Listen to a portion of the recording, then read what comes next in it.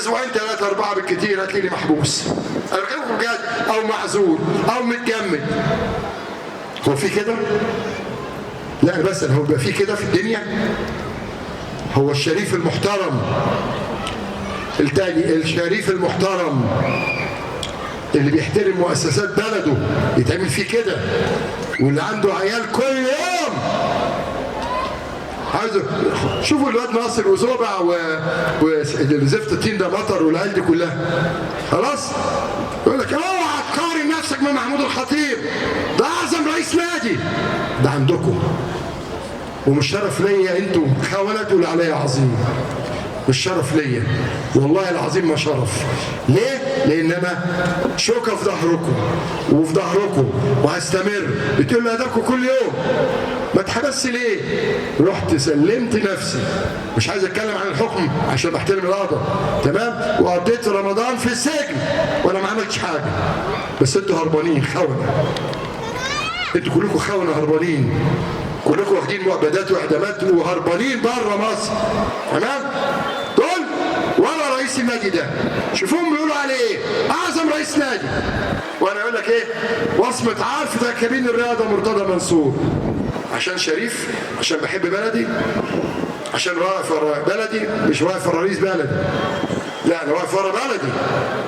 قلت لهم قبل كده 100 مره، اوعى تفتكر ان مصر هي السادات او حسني مبارك او جمال عبد الناصر او السيسي. مصر هي مصر. لما تقعد تطلع اشعاعات كل يوم، البنوك بتنهار، الناس مش لاقيه تاكل، هيجي لك سياح ازاي؟ هيجي لك استثمار ازاي؟ هو انت كده بتضرب في السيسي؟ كده بتضرب في بلدك نفسها يا خاين.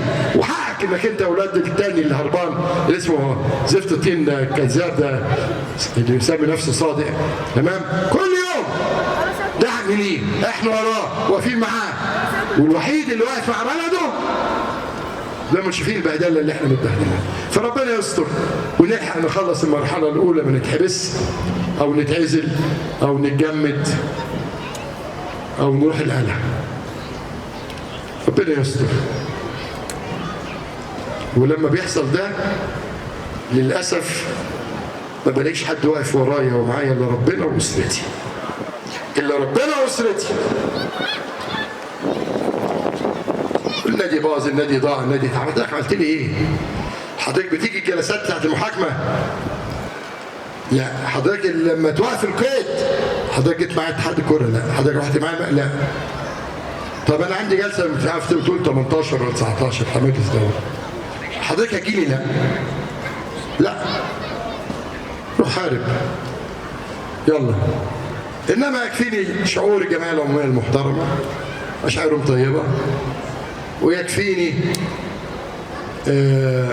جماهير اللي بالملايين المحترمه اللي هي بتعمل مظاهرات على الفيسبوك. وانا عايز ده مش اكتر من ده، عشان احنا ما عندناش حد روائي.